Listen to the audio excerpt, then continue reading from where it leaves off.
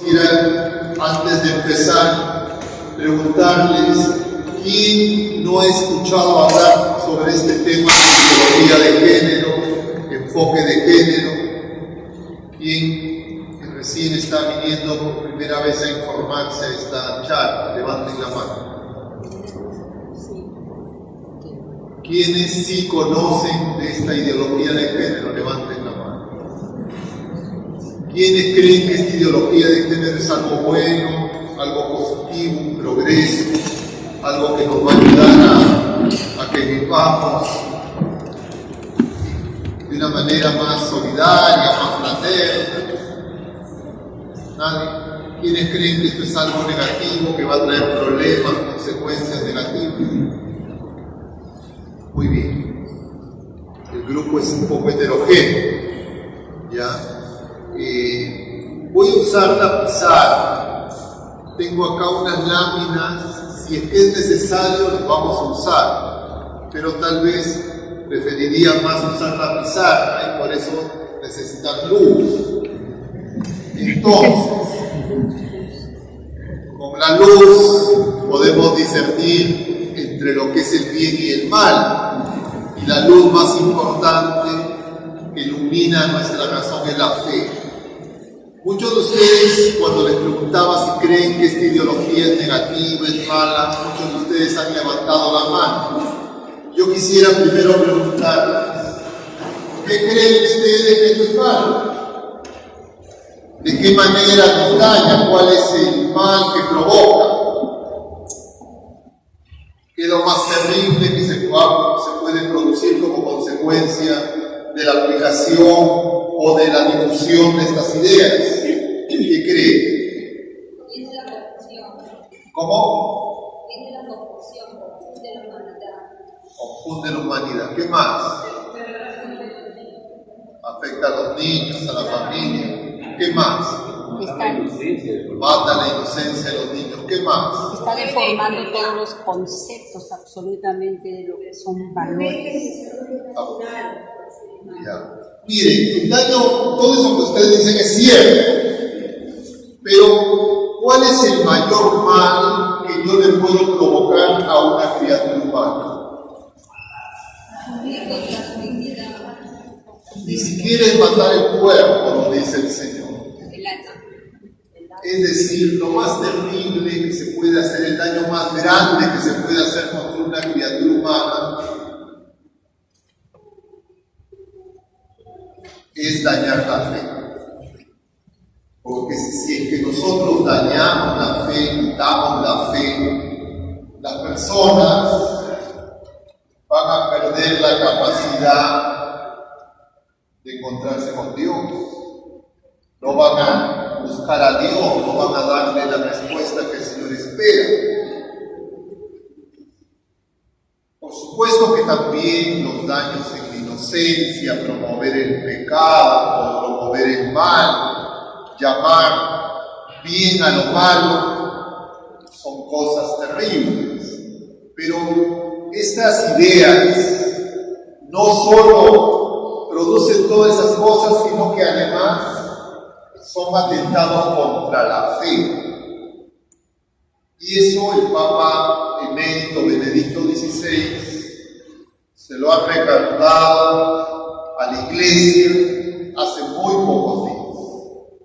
El 12 de abril, el Papa, que estaba en un silencio luego de su renuncia, ha producido un documento y nos recuerda a la Iglesia entera que estas ideas, él no habla específicamente del tema de la ideología de género, pero él, en relación a hablar del tema de la pedofilia, él señala, creo con propiedad y con su sabiduría, que ese mal es consecuencia, dice él, de un fenómeno que se produjo en la década de los 60, que se conoce con el nombre de la revolución sexual, y que esa revolución sexual que se produjo en el mundo hacia la década de los 60 además produjo un relajamiento de la moral, un olvido de la ley natural y un daño a la fe. Y él dice, las familias cristianas, creyentes, el mundo entero, se vio envenenado por estas ideas.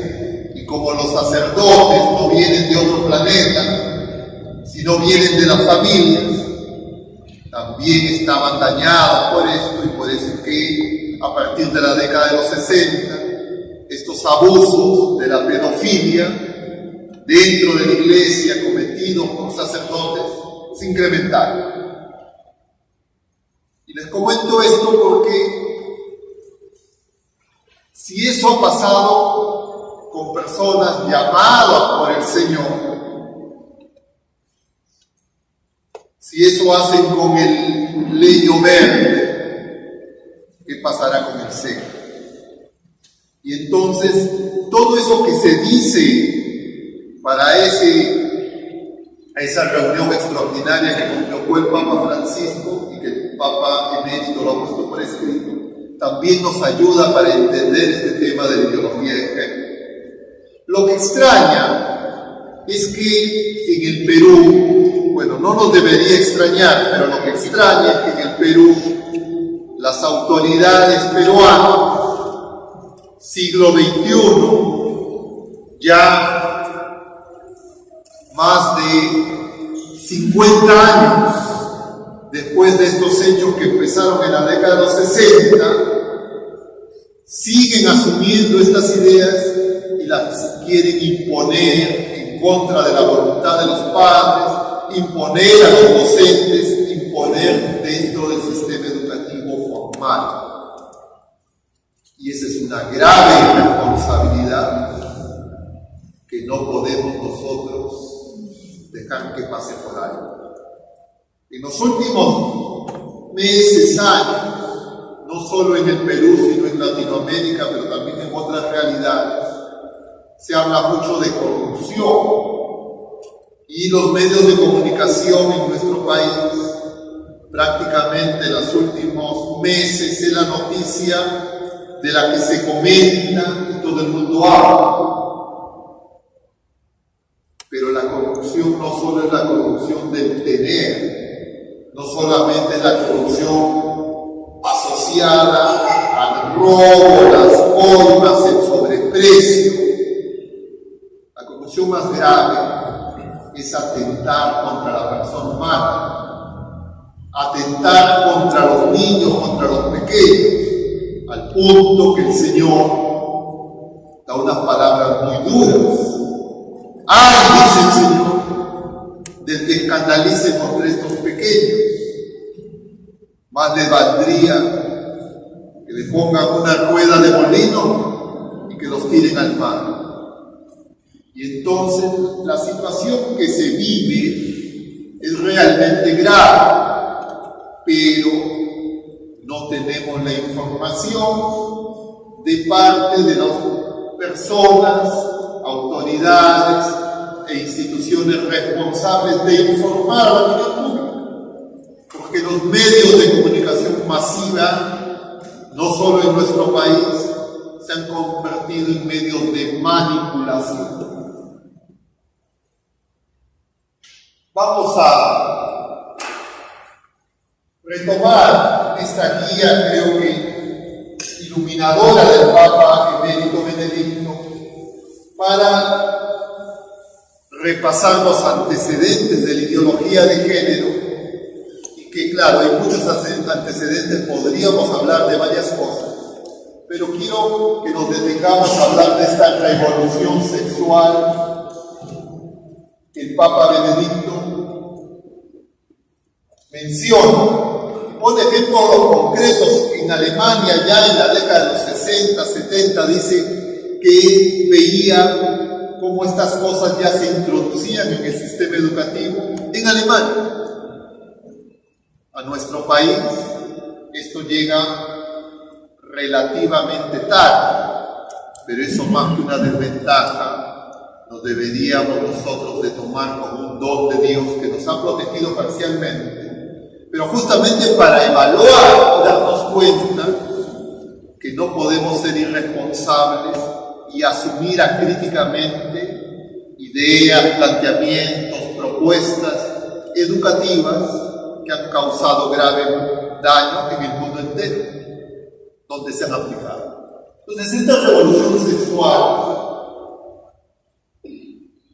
en realidad es un proceso que se inicia a inicios de los 60 y que tiene, yo diría, 4 etapas para entender lo que está pasando. Una primera etapa es la que se produce en la década de los 60, con el llamado movimiento hippie, la combinación de música, drogas, entre comillas, amor, que lo que pretendía supuestamente era liberalizar a la mujer para que su sexualidad la pueda vivir de manera análoga, entre comillas, con la misma libertad que los varones. Y ese psicosocial llamado revolución sexual fue financiado y promovido por instituciones muy poderosas que se valieron de bandas de rock, se valieron de una serie de elementos que afectaron a los jóvenes. Tal vez para algo que nos ayuda a describir toda esa atmósfera fue ese movimiento llamado hippie y que se llamaba amor al coito. Y en las películas, series, dibujos animados decían, vamos a hacer el amor, y se referían a relaciones sexuales fuera del matrimonio, es decir, promovía la promiscuidad sexual. Eso se pudo hacer porque fue financiado por la industria farmacéutica, parte de la industria farmacéutica, la industria pornográfica, y sirvió para realizar la estrategia de mercadeo social de unos productos, hormonas sintéticas, novedosas que se habían inventado hacia fines de los 50 y que en general se conocen con el nombre de píldoras.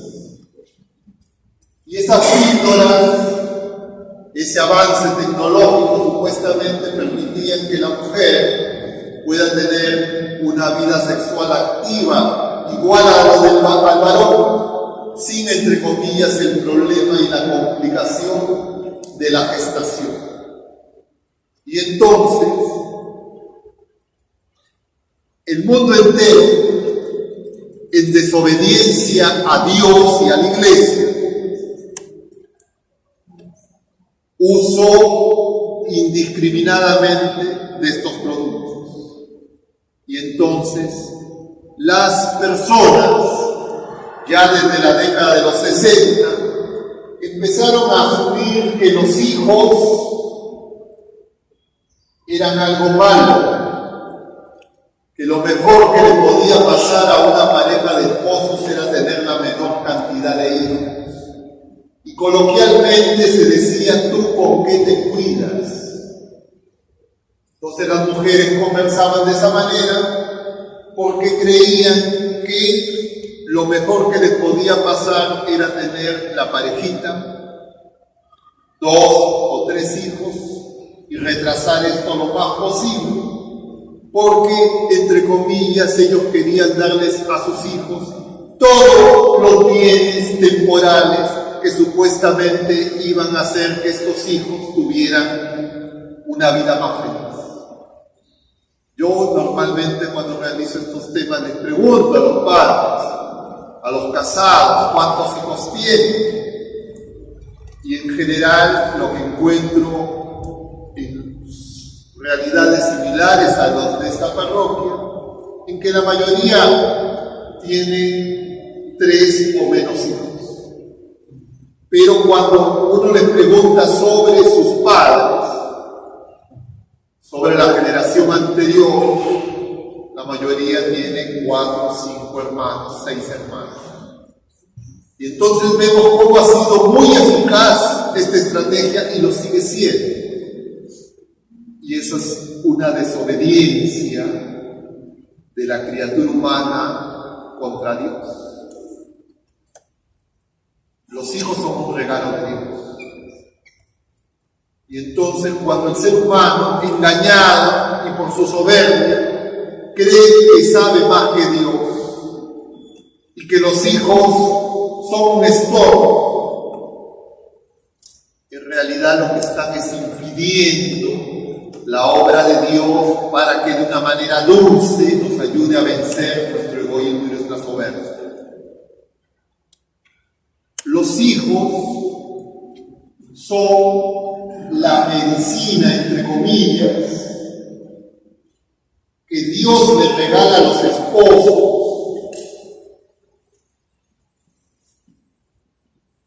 para que venzan su egoísmo y su soberbia. Porque los hijos normalmente son amados por los padres, y los padres son capaces de crecer en el amor ágape del que nos habla el Papa Benedicto en su encíclica Dios es amor, cuando aman a los hijos.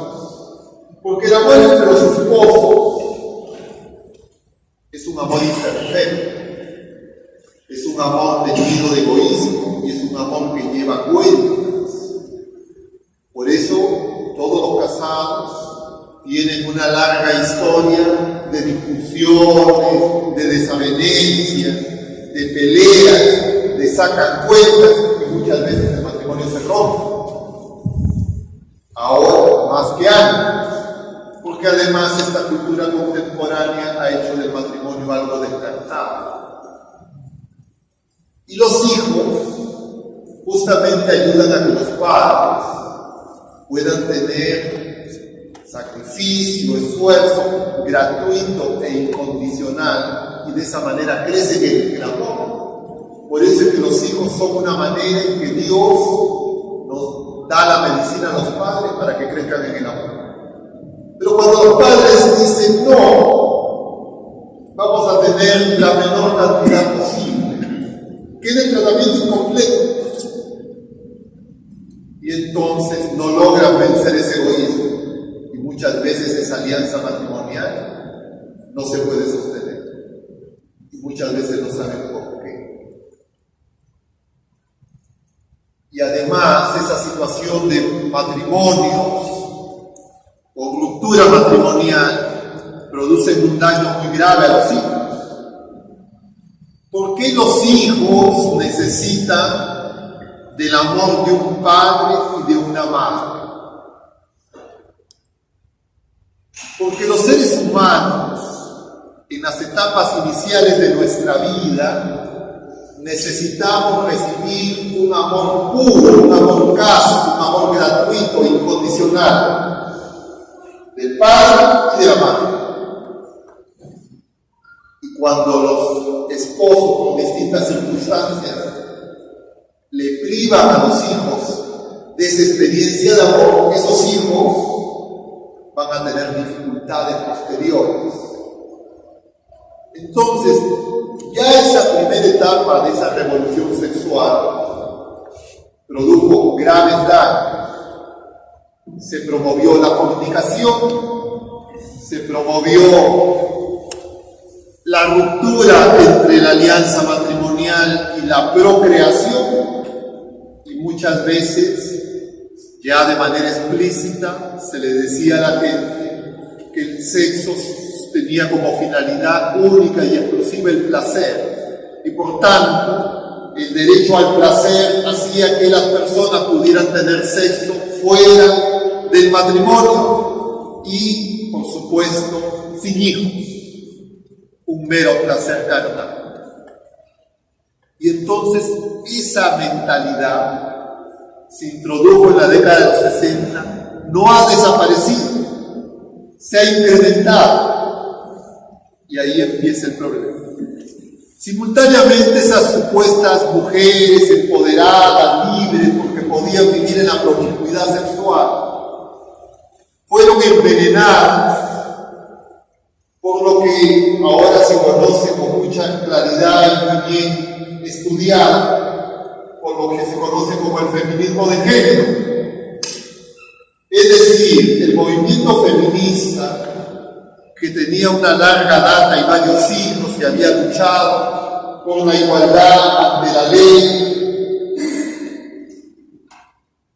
por los derechos políticos, civiles, laborales, educativos, el derecho a voto, el poder acceder a su universidad, tener ingresos, etc.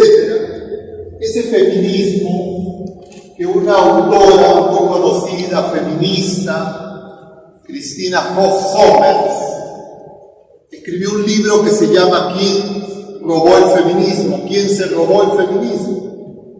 Porque esta feminista se dio cuenta que hacia la década de los 60, 70, este feminismo fue reemplazado por un feminismo distinto, que ella denominó feminismo de género. Y a este feminismo, para diferenciarlo, llamó feminismo de equidad. Este feminismo de género tenía una serie de características, pero una de sus características saltantes, de estos, entre comillas, nuevos desarrollos de los 60s y los 70s, principalmente en sus universidades en Estados Unidos y en Europa, tenía como signo distintivo en que empezó a reclamar el aborto como derecho. Y entonces estas mujeres reclamaban el aborto como derecho, porque ellas tenían el derecho, entre comillas, a decidir, y nadie les podría imponer un embarazo no deseado. Y eso fue publicitado por los medios de comunicación, y estos grupos que inicialmente estaban recluidos en espacios académicos universitarios empezaron a tener generoso financiamiento de una serie de fundaciones norteamericanas y europeas principalmente, y en las universidades empezaron a desarrollar, entre comillas, cursos académicos, y luego diplomados, y luego maestrías, e incluso doctorados que se pusieron como título general de estudios o enfoque de género, para introducir estas ideas que pretendían normalizar una visión de la sexualidad femenina y una visión de la sexualidad que negaba la complementariedad entre el varón y la mujer, reclamaba el aborto como derecho y se fundaba en un conjunto de ideas que se publicitaron ampliamente ya desde el siglo XVIII y XIX de los conocidos filósofos de la sospecha o maestros de la sospecha, que luego de la Segunda Guerra Mundial fueron extendidos a través de la Escuela de Frankfurt y que luego fueron aplicados al campo de la sexualidad. ¿Saben ustedes a quiénes se le llaman los maestros de la sospecha?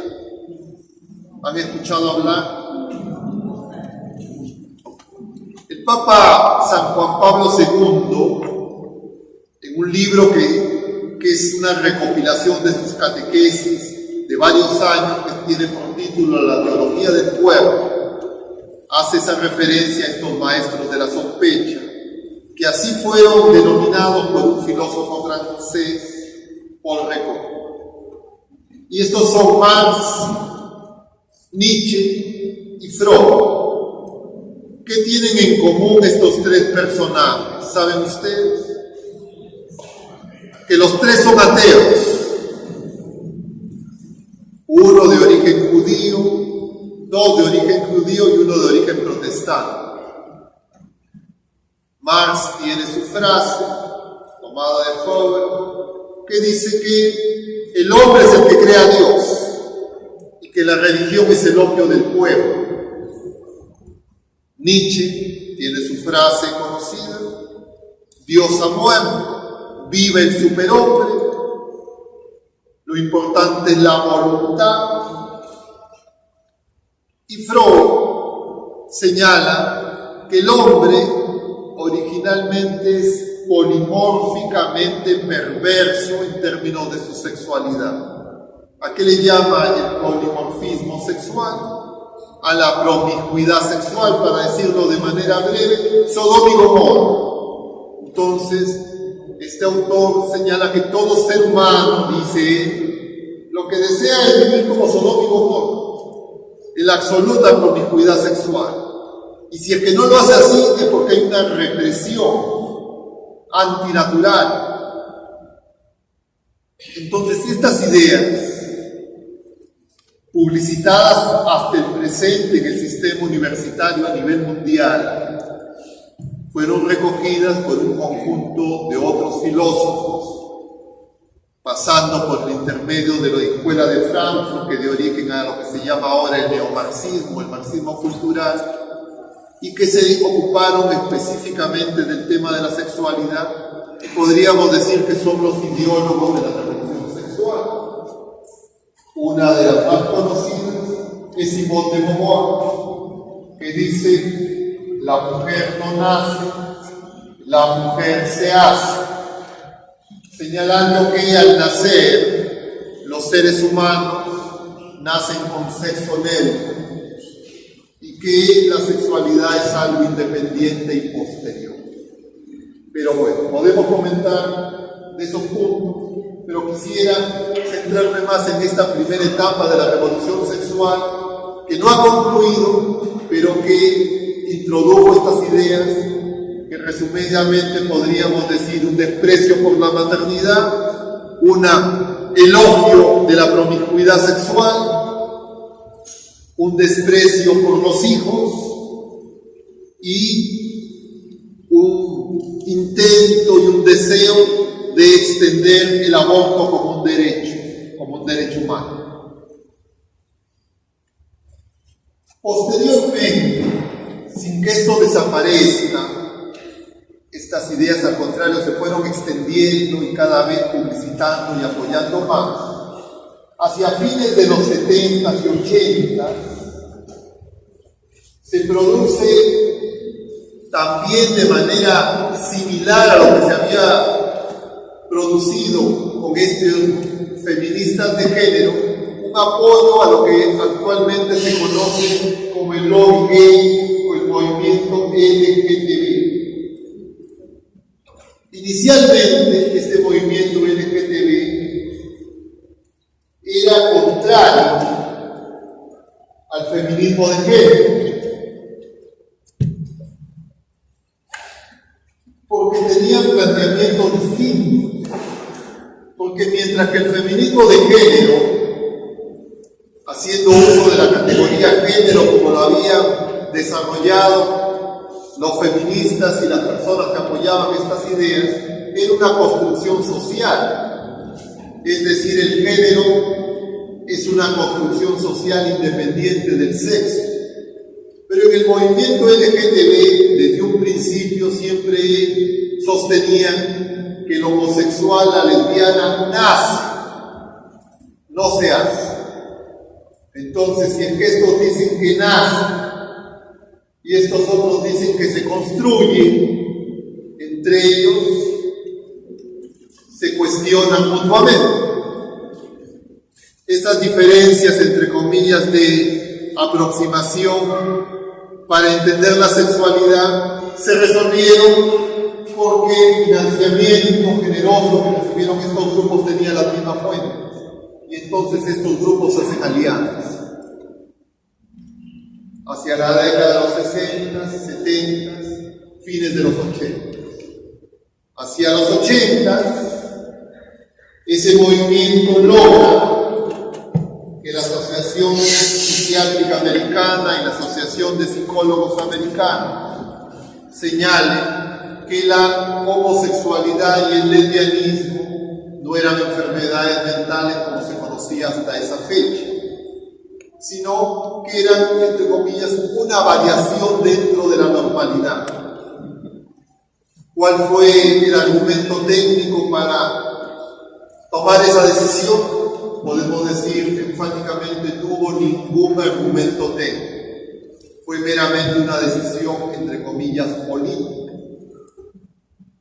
que se disfrazó señalando que el porcentaje de curación que tenían los tratamientos para la homosexualidad y el lesbianismo eran de baja eficacia, del orden del 20%. Entonces, como no se podía curar, entre comillas, esa enfermedad, mejor digamos que no es enfermedad.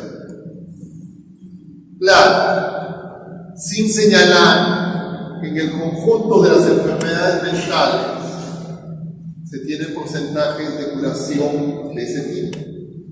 Y entonces, con ese mismo criterio, todas las enfermedades mentales se debería decir que no existen y que sencillamente cualquier alteración mental es parte de la normalidad. Y entonces se produjo una normalización de una serie de comportamientos y prácticas que claramente son contrarias a nuestra fe. Gracias. Bueno, esta segunda etapa llega a su culmen cuando, luego de la caída del bloque soviético, Naciones Unidas organiza a partir del año 92 las llamadas cumbres mundiales. En estas cumbres mundiales, a las que asistían los jefes de Estado de todos los países miembros de la ONU, se empiezan a colocar estos temas que hasta antes habían sido tratados de manera, entre comillas, cerradas en ambientes universitarios, son presentados por los gobiernos de los países capitalistas, desarrollados, vencedores de la Guerra Fría, en las cumbres de Naciones Unidas.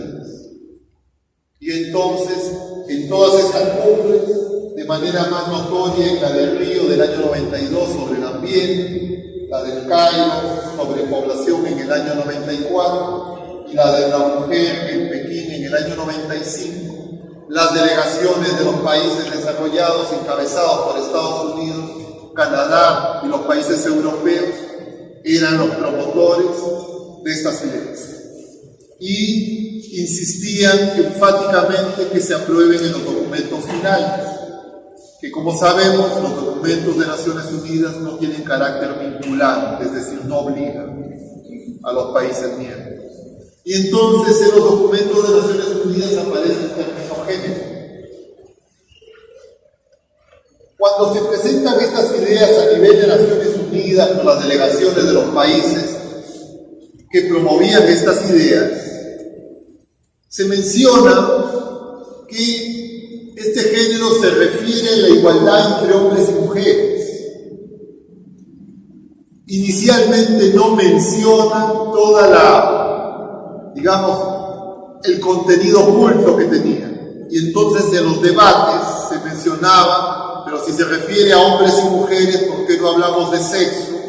¿Y por qué tenemos que hablar de género? Y entonces las personas decían, no es sexo entre hombres y mujeres, no es igualdad entre hombres y mujeres, es igualdad de género entre hombres y mujeres, porque tenían oculto estas intenciones que no se mencionaban explícitamente. Entonces, esto fue el caballo de Troya y el ocultamiento del que se valieron estas personas para lograr que los documentos de Naciones Unidas tuvieran ese contrabando. Eso mismo es lo que estamos viendo aquí en el Perú y en otros países de Latinoamérica, ya más de, ¿cuánto? Desde 95 al presente, ya han pasado 20 años, más de 20 años. Y entonces nos vuelven a decir a nosotros el mismo caballo de Troya, porque las autoridades educativas en el Perú, cuando quieren promover estas ideas, dicen, pero lo que estamos hablando es de igualdad de oportunidades entre hombres y mujeres. ¿Por qué no hablan solamente de igualdad de sexo entre hombres y mujeres? ¿Y por qué quieren que la palabra género no desaparezca? Porque la palabra género tiene un contenido oculto que la mayoría de la gente no entiende y no quiere que la gente se entere. Porque la intención es mentir, engañar y estafar, como se hizo en el mundo entero. Pero bueno, la tercera etapa de la revolución sexual, podríamos decir que tiene que ver con el uso extendido de las llamadas técnicas de fertilización in vitro, es decir, de la fabricación en la industria de la fertilización de cigotos. Todos saben lo que es un cigoto. ¿Alguien no tiene claro qué es un cigoto?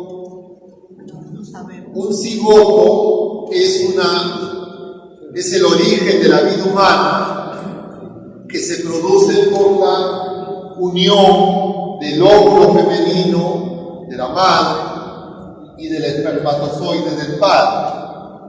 Cada uno de ellos con 23 cromosomas se unen en el momento de la fecundación y dan origen a una nueva célula que es un nuevo ser personal, que es el cigoto, que tiene 46 cromosomas, 23 de la madre, 23 del padre.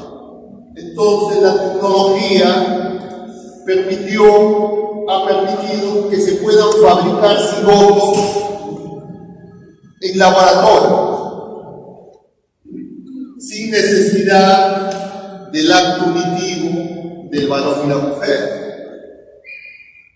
Cabe anotar que al presente, por lo menos en los países donde se hace un monitoreo, se está viviendo una epidemia de infertilidad.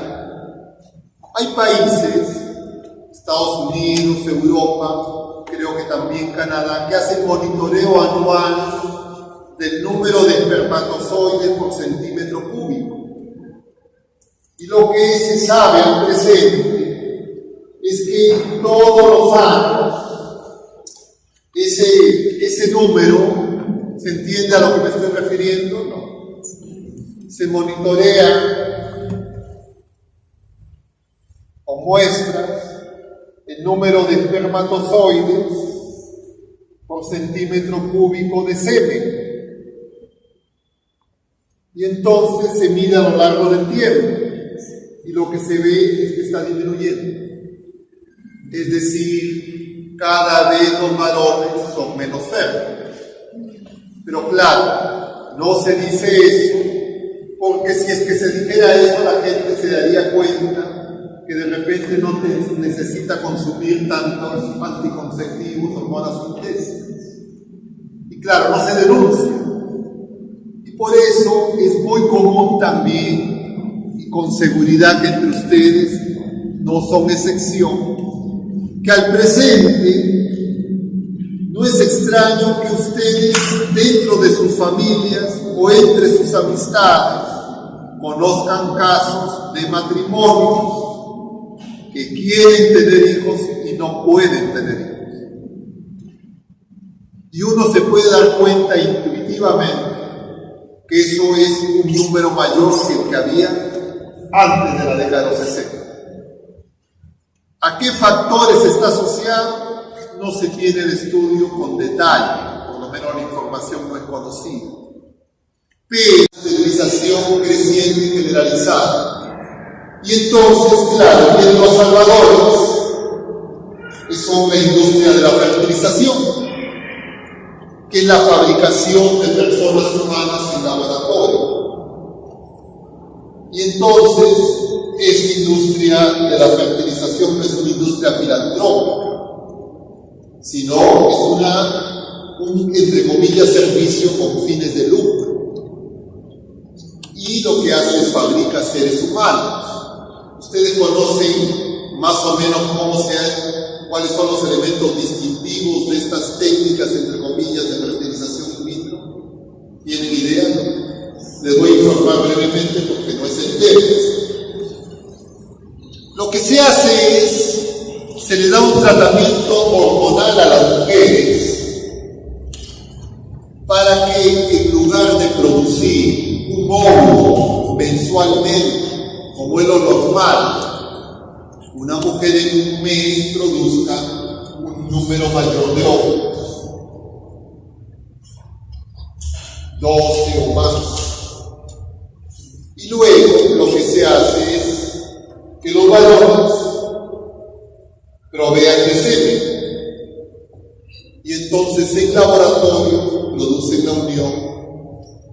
óvulos con esos espermatozoides y se producen cigotos que son congelados en nitrógeno líquido y que luego se van, entre comillas, implantando en el útero de la mujer a la espera de que alguno de ellos produzca una gestación.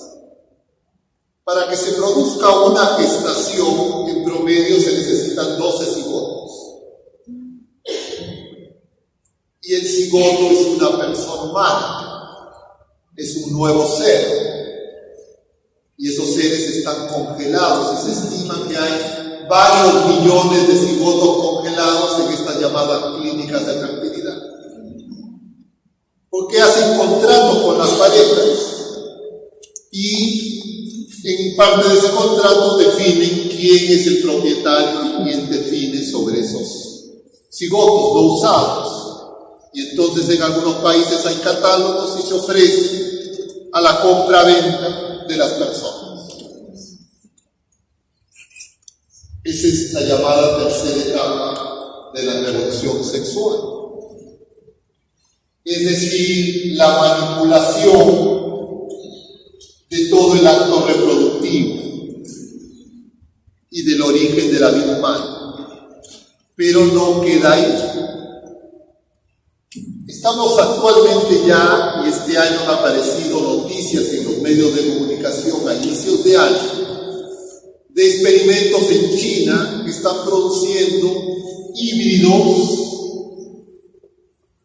entre seres humanos y animales.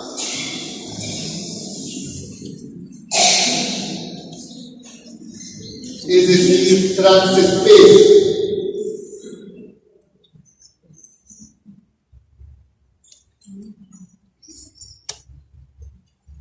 Todo esto es acumulativo.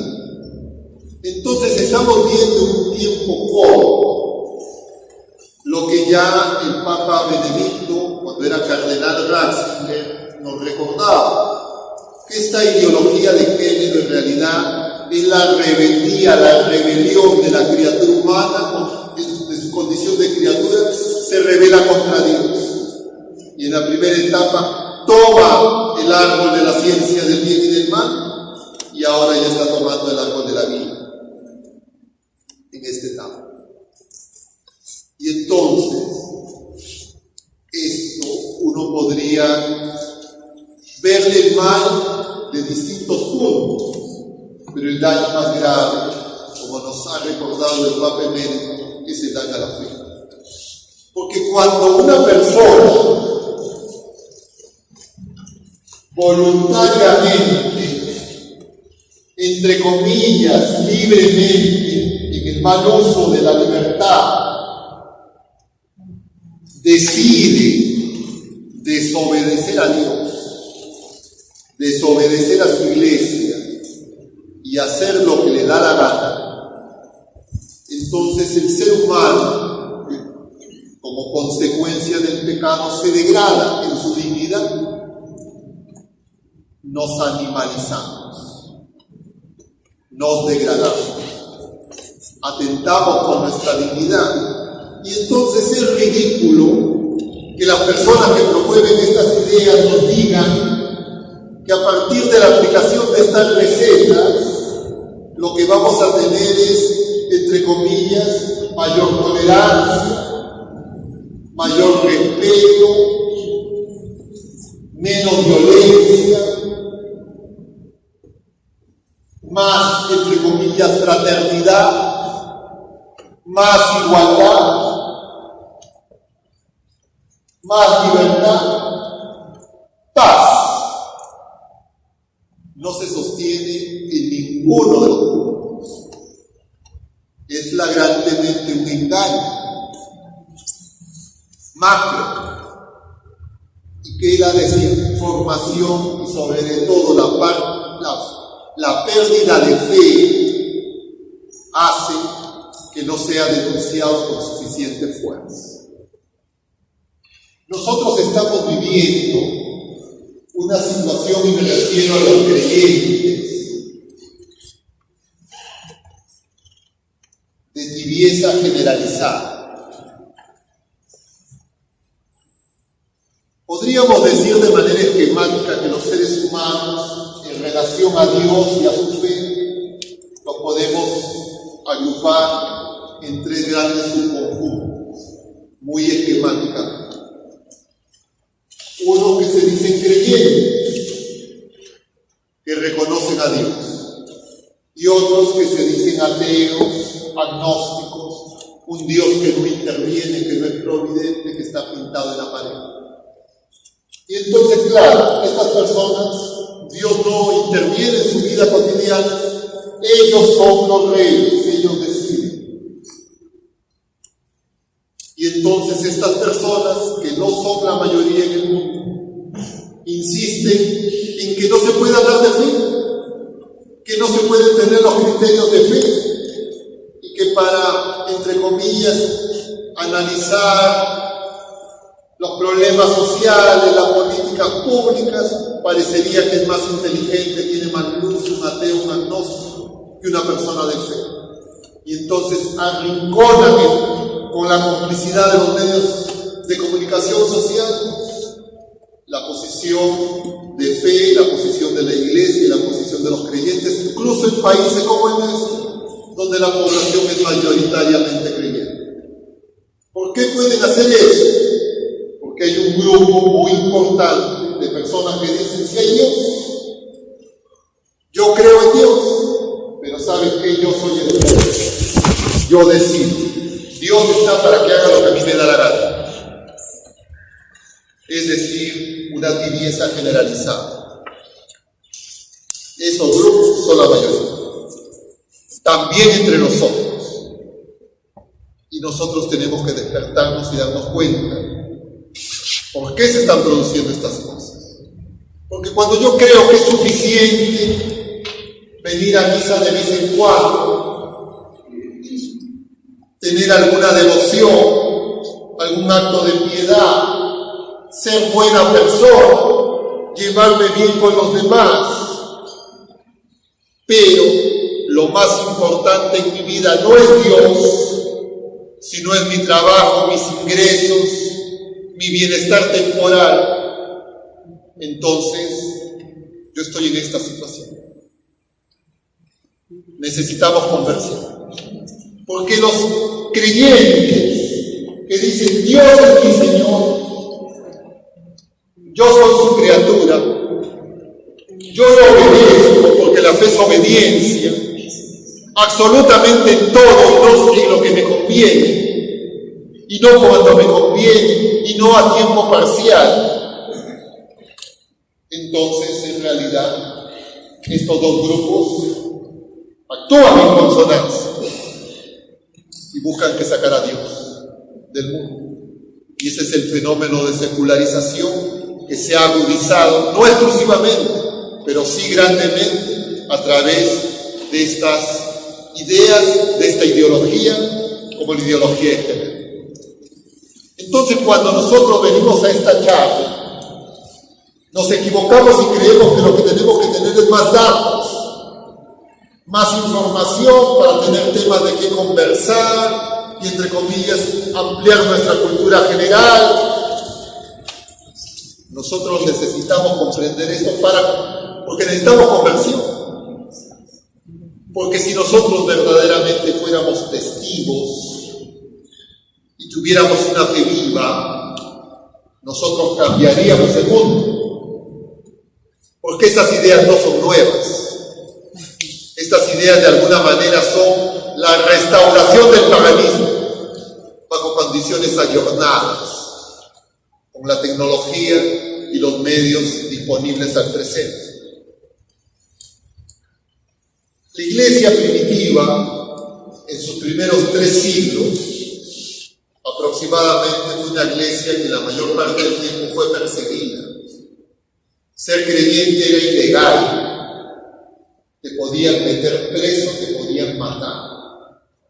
Entonces esas personas obviamente tenían fe, porque si es que estaban dispuestos a ser apresados, a ser privados de su libertad y a morir por confesar el nombre de Dios, evidentemente esas personas tenían una fe muy viva.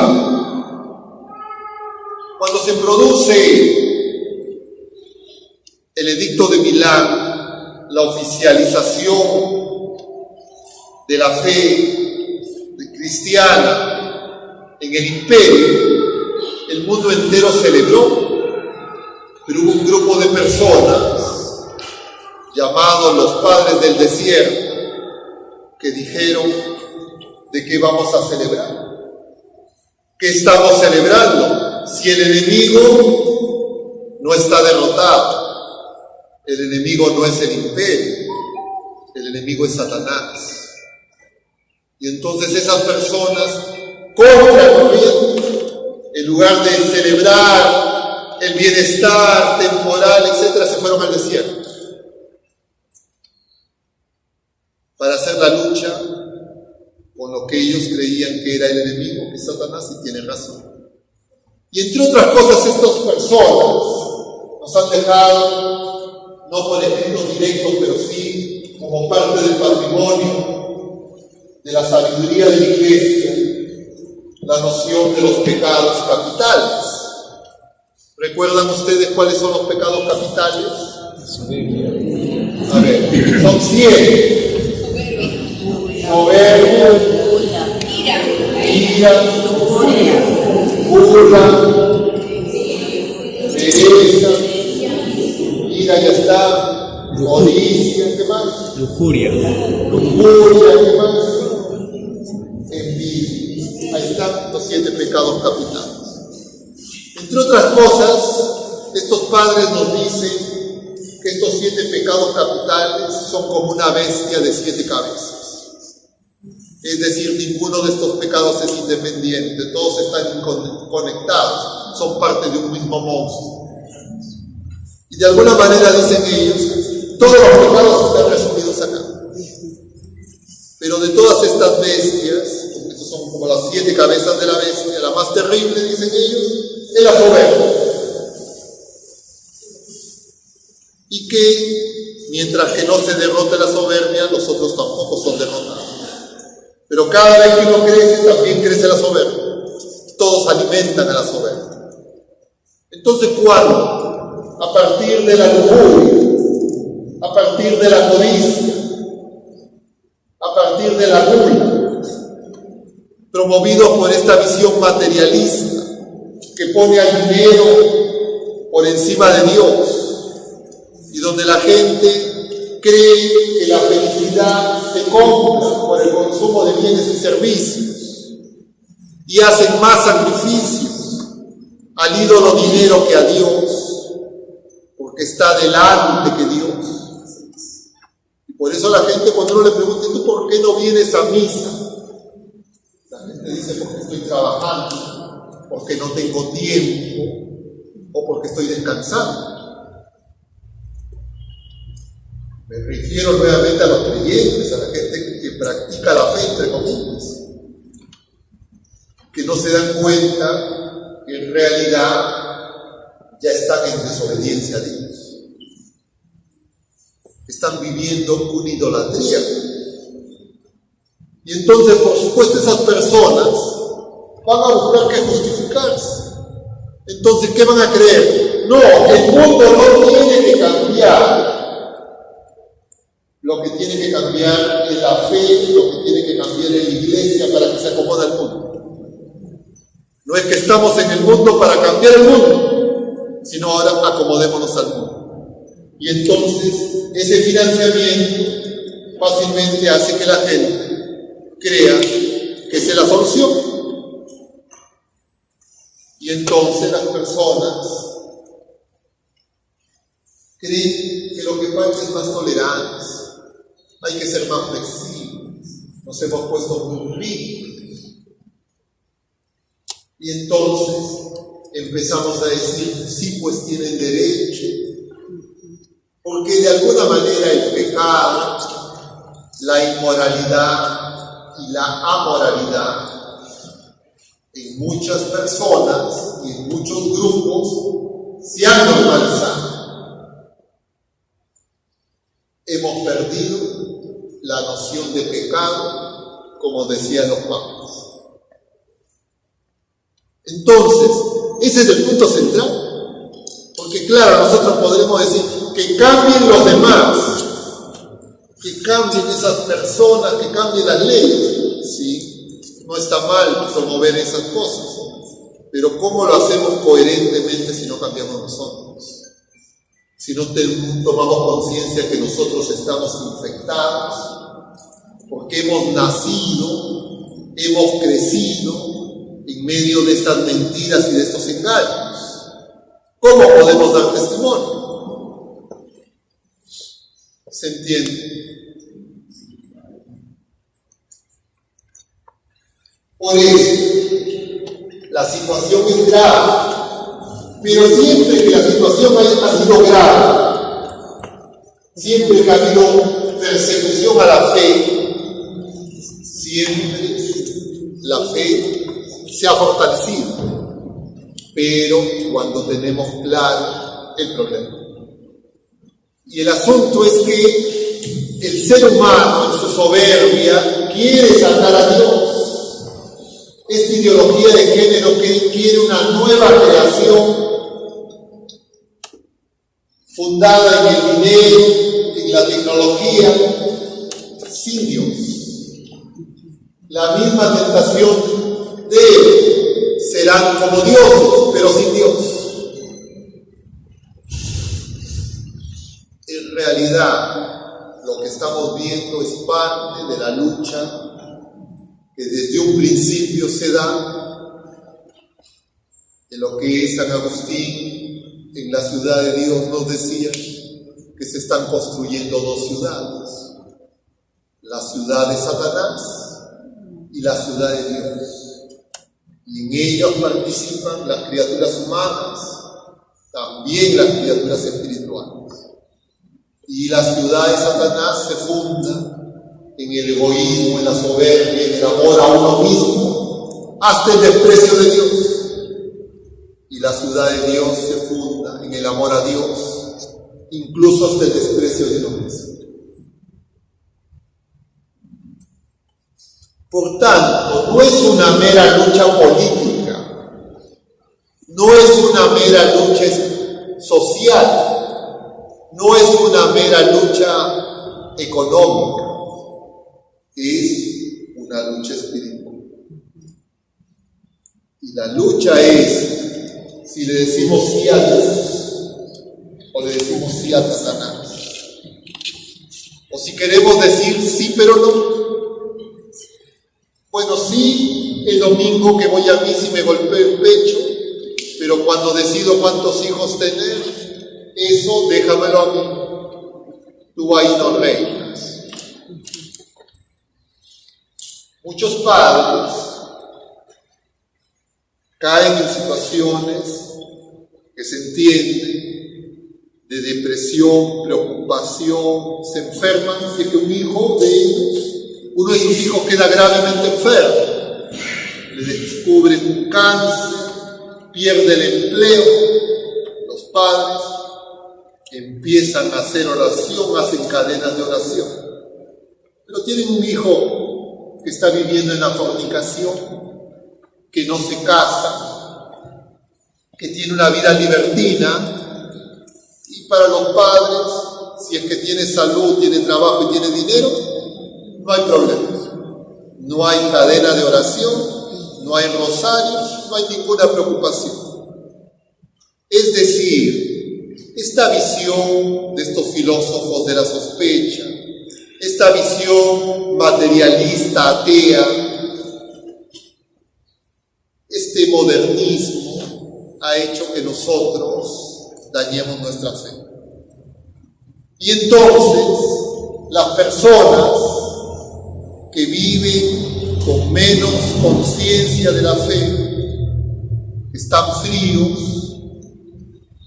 no tienen testigos. Los padres han abandonado la educación en la fe y han delegado en el sistema educativo formal la formación en la fe, porque están agotados y agobiados, porque están trabajando muchas veces horarios excesivos para conseguir dinero y ofrecer más bienes y servicios para su familia, creyendo que así van a ser felices.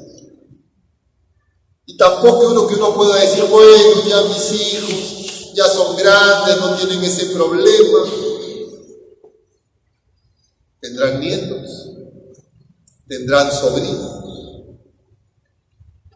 Y ustedes no saben de quién, entre comillas, se va a enamorar ese joven, esa joven. Y muchas veces esos jóvenes, inducidos a la desobediencia a Dios, ¿cómo van a obedecer a los padres? Entonces les dicen, me voy a estudiar, me voy a hacer un trabajo. Y los padres no saben dónde están sus hijos. Eso no ha empezado ayer. Eso no ha empezado este año. En ese entorno, en ese ambiente contaminado, hemos nacido y hemos crecido. Cada vez esa contaminación se ha enrarecido más. Y entonces nosotros tenemos que decir, ¿hasta cuándo? ¿Nos vamos a acomodar al mundo o le vamos a ser fieles a Dios? Sin hipocresías. Yo no los conozco. Ese es algo que está en el fuero personal de cada uno de ustedes. Y el Señor sí sabe. Y entonces no podemos nosotros salir de acá sin tomar una decisión radical sobre nosotros mismos. Y cómo no nos desentendemos de los problemas y de las dificultades de nuestros hermanos, en especial de los más pequeños, que lamentablemente los más jóvenes son los más engañados. Porque ¿qué pasa con un joven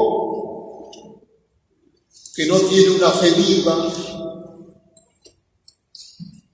Recibe el sacramento del bautismo, de la primera comunión. Es común que los padres digan, sí, hasta que hizo la primera comunión iba y me acompañaba a misa, pero ya después, ya no.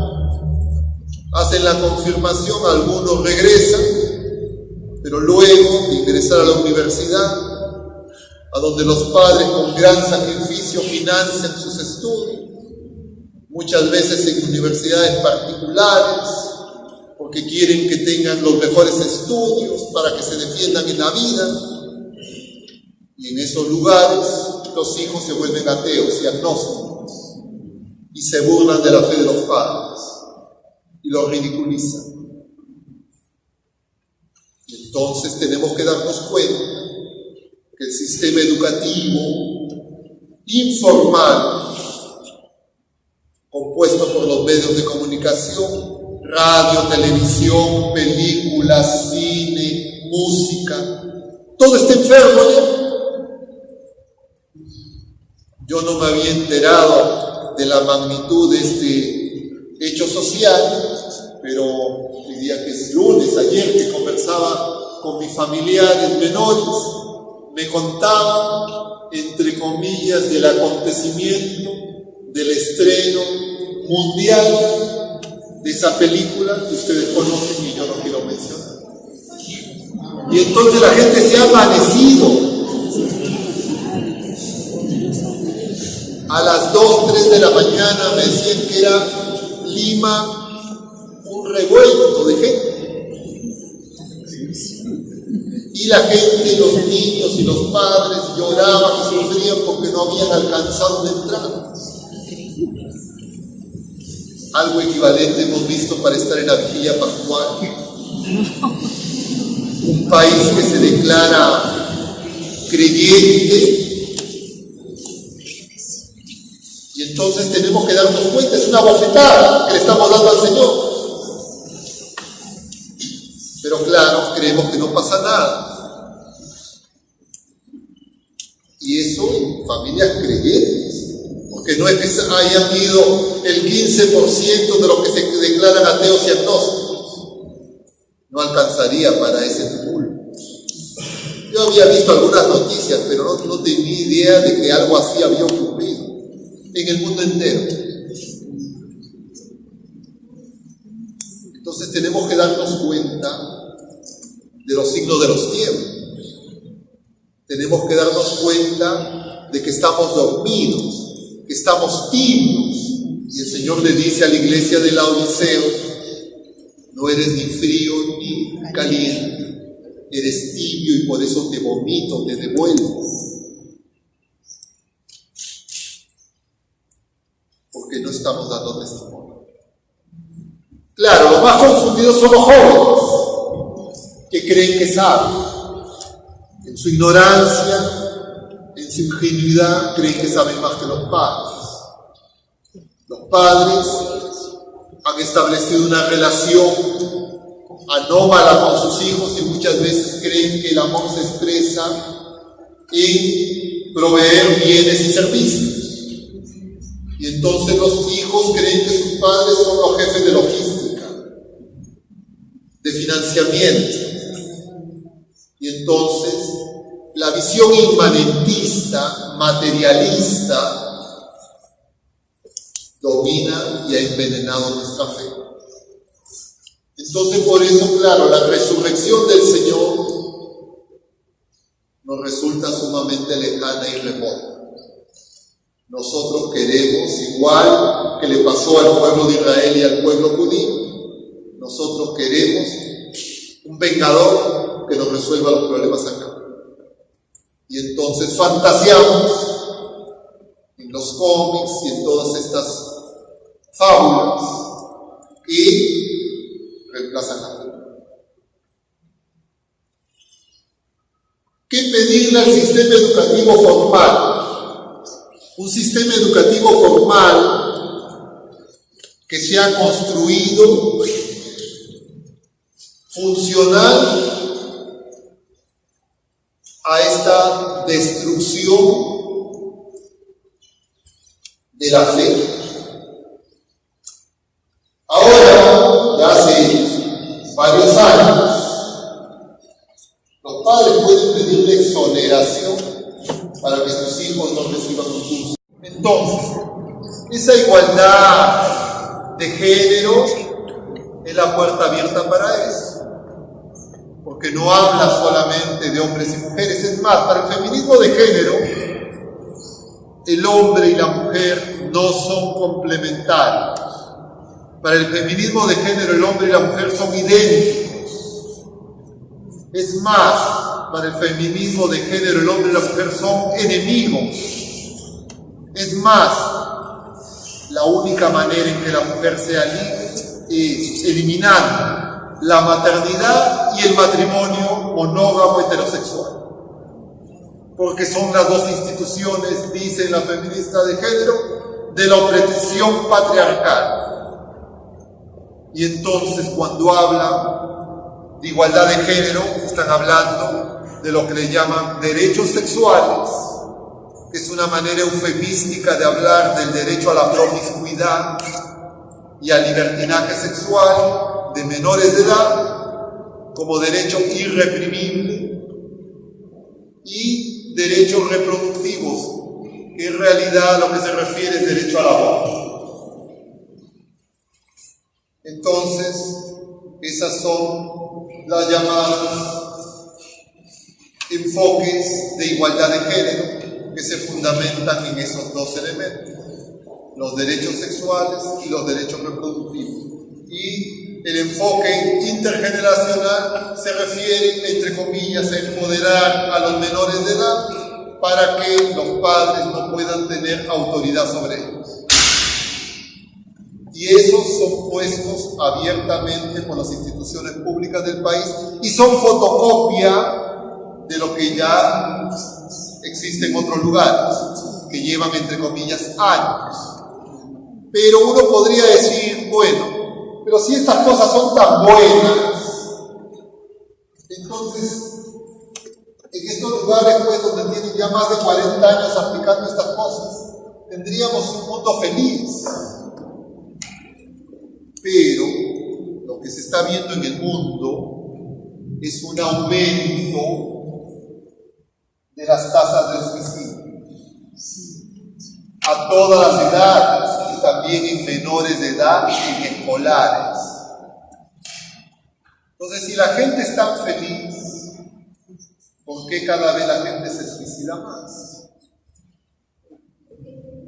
Pero además, Estos otros grupos que entusiastamente creen que se les abre un mundo de libertad, de reconocimiento de su igualdad y su dignidad, me refiero a estas minorías de los llamados grupos LGTB, ¿qué ocurre? Que cada vez es mayor en esos grupos las tasas de suicidio, mayores que en el resto de la población, y además las tasas de enfermedades de transmisión sexual, muchas de ellas incurables, y nuevas enfermedades que antes no se conocían han aparecido.